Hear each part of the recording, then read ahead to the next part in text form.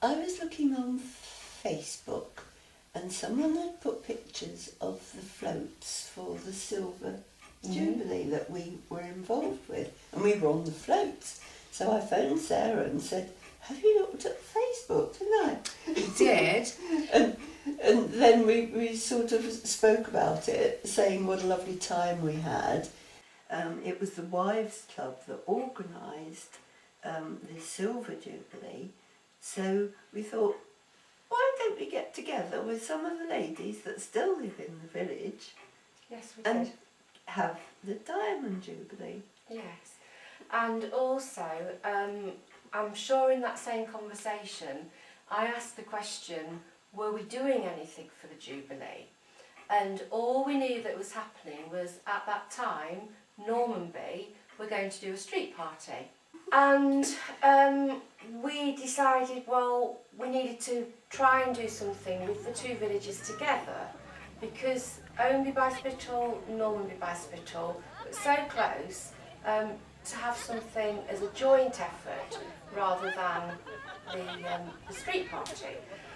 And also there were 5 people, 5 ladies that did the Silver Jubilee, so we all got together here. And the rest is history. We decided that Illingsworth Field would be the absolute place to have it, because it was so in between the two villages. So I was nominated to ring Mrs. Illingsworth. Yeah, I told you to. Yes, I was nominated to ring Betty, and in the conversation I obviously said who I was, and she said, "Oh yes, Avril's been telling me all about it." I said, "Oh, did she ask you if we could borrow your field then?" No, she didn't. I said, "Well, that's why I'm ringing you." And shortly after, in fact I think it was the same day, she rang back and she said, "We'd be absolutely delighted to let you borrow the field." And so that's how we came to be on the field. So that's another milestone that we covered. Avril was the holder of the purse strings and still is, so she had the fund that was left over from the Silver Jubilee, which I actually wasn't aware of. No, I didn't even know this money existed.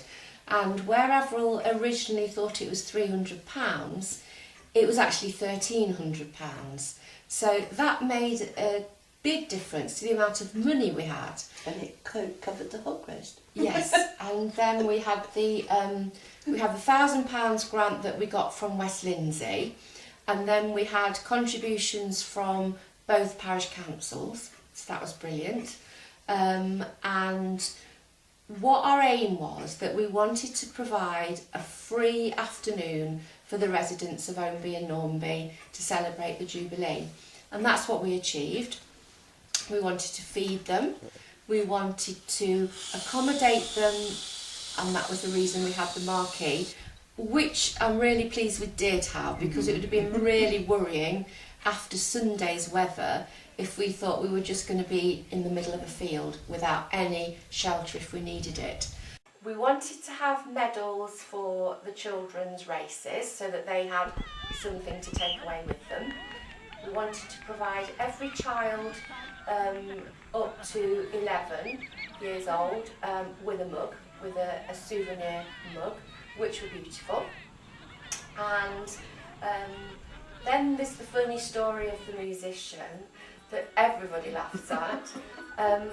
I was in Lincoln, I was walking down the riverside, and I came across this guy playing an accordion. And he was playing it really well, and I thought, you are really good. So I carried on walking, and then I rang you and I said, guess what? I've just heard this really good musician. I think he'd be brilliant for the Jubilee. Just a little background music. So anyway, I said, oh yes, that'd be a really good idea. So I dashed back up the street and spoke to him. And as soon as I spoke to him, I thought, oh, I'm not sure. He's Romanian and doesn't speak a lot of English. So communication was quite difficult. I thought, I'm not really getting him to understand what I'm trying to say. It's not every day that you're asked if you'd like to go play at a Jubilee when you're actually busking in the street. So anyway, luckily his friend appeared and I explained to him what I wanted, and to cut a long story short, he gave me the musician's wife's telephone number and we communicated. So basically we communicated through his wife. And then, surprise, on Monday, I'm not sure if it was his father-in-law or his uncle or some relative, turned up with a tambourine as well. So we had an accordion and a tambourine, which I think everybody enjoyed.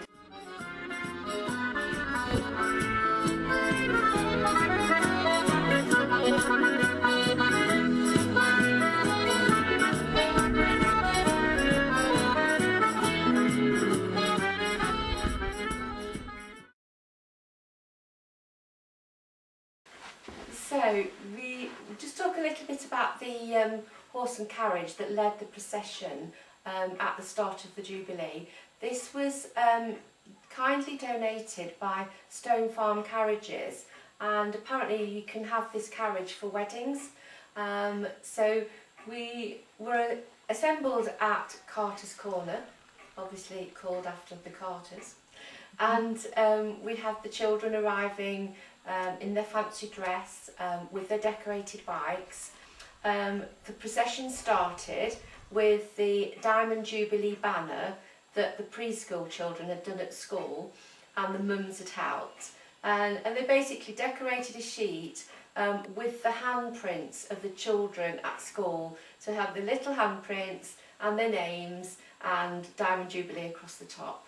So we've saved that for posterity. We'll be able to show them when they're older. This is literally what they did when they were little at school. So the procession set off with the banner being carried at the front and the children with their bikes. And there were bikes, there were scooters, there was a pushchair decorated, Avril was there with her bike. So there was all sorts going on in this procession. We'd got the wardens with the high-vis vests on, making sure everybody was safe. And we proceeded to go up the street and turn down into Normanby. And on the way, lots of people came out of their houses to actually see what was going on and comment on how the procession was, and everybody was flying the flags, and it was a really good atmosphere. Even at that point, you knew it was going to be a good afternoon. So we went through to Normanby, and then the carriage turned at Normanby Church, came back, and then into the field at Illingsworth. So that was amazing. It really was amazing. The lady with the carriage had a top hat, like a riding hat on, all decorated with the Union Jack. So it all looked very... Lovely flowers as well. Yes, yes, yes. So a beautiful carriage. The Silver Jubilee was held at a field the other side of Normanby. So we started off here, didn't we? And went right through both the villages down to the other field. But that field has houses in it now, so yes. we couldn't use that. Yes, that was Owen Carl's field, and we had a marquee in that at the time, didn't we? But things were so different then. A really vivid picture I have of the Silver Jubilee was being at your house with the plates, with the sandwiches. We were basically making bread loaves and bread loaves and bread loaves of sandwiches, wrapping them up in cling film, weren't we? And then and cakes. however we got them to the field. So we arrived in the field, and the first thing, possibly the first thing, was me actually opening it. So we declared the Jubilee event open, and then we did the children's fancy dress. Ladies and gentlemen, we've got our first presentation of the afternoon. The best dressed boy is the little lad who's a soldier. So Archie Carter's won it. Best dressed boy is Archie Carter. Sarah, prize. Prize. Oh.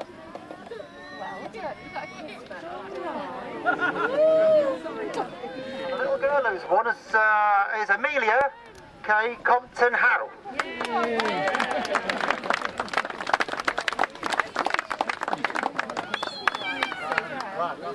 Well done. Best dressed bike has been won by Jack Dolan Smith. A good hand of applause to everybody. Sarah.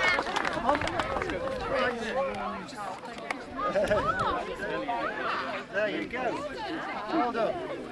Right, the next thing is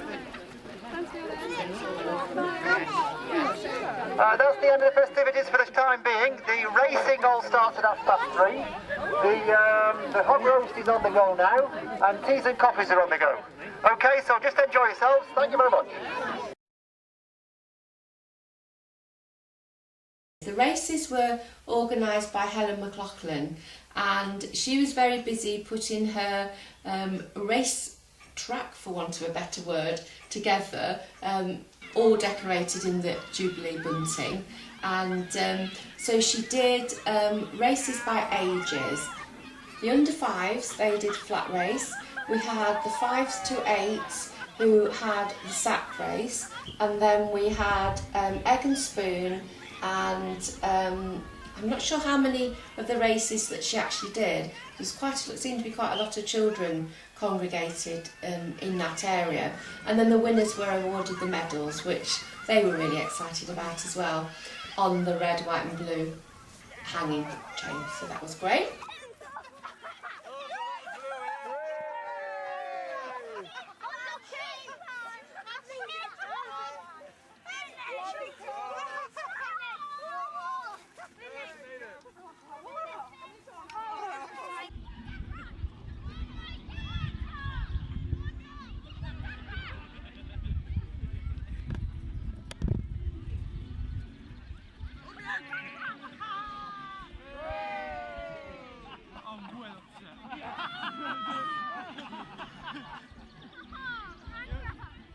When we'd done all the prizes, I actually gave Mrs Illingsworth a rose tree to put in her garden as a memento of the day, and it was a Queen Elizabeth rose, which I thought was very appropriate, and she was highly delighted to have that. So that was all lovely as well. So when all this was going on, the queue for the hog roast was getting longer and longer, which was quite concerning. And the two guys on the hog roast, they really worked hard that day to try and keep up with serving everybody.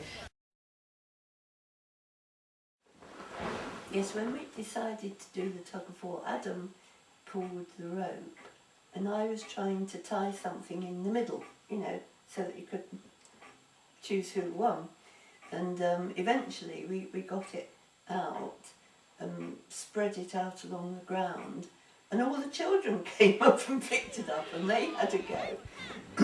And I think they had a couple of goes, and then we got Owmby versus Normanby, which is what the tug of war was for. We'd held that on the Silver Jubilee, but I think we only had one pull, didn't we? And it was enormous. And I wouldn't begin to guess who actually won that. I can't remember who won. No. I remember pulling, but I think we all fell over. As you do in a tug of war.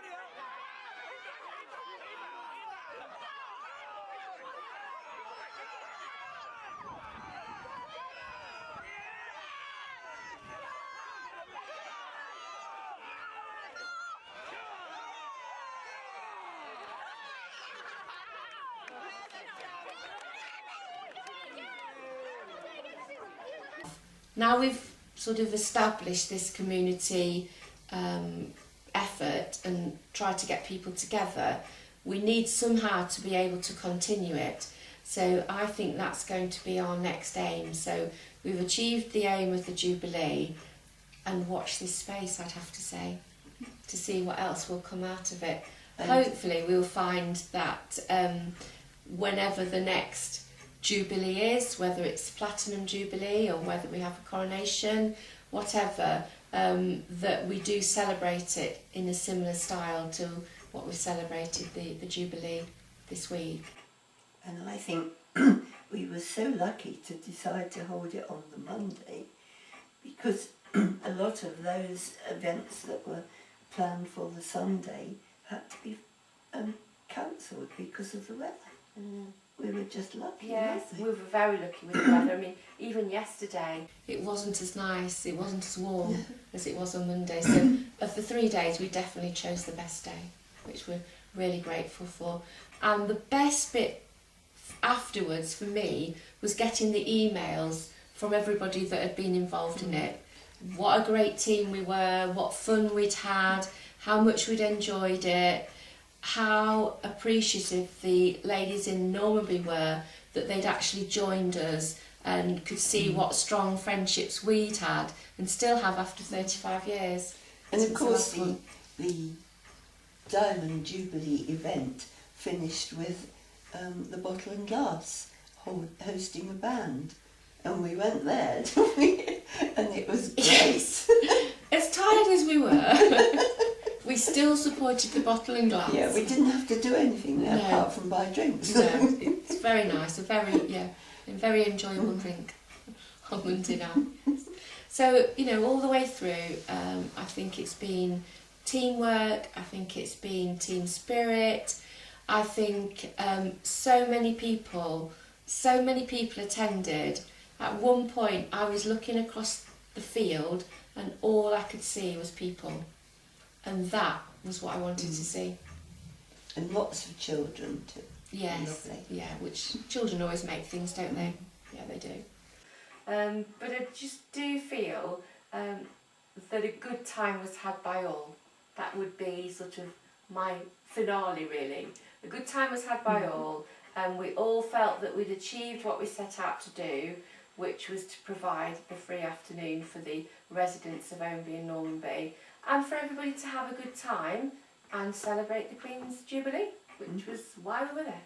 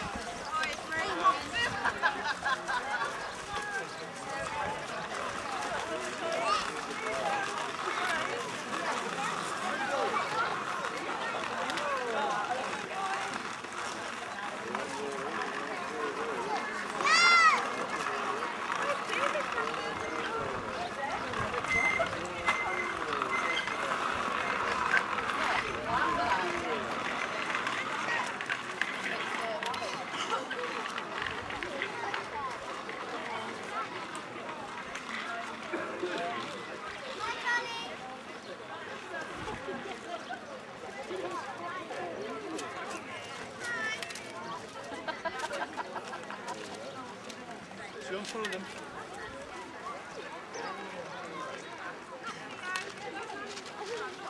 Just look here.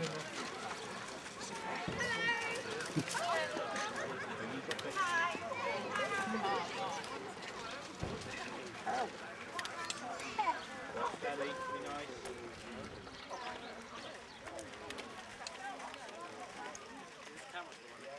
This one is, yeah.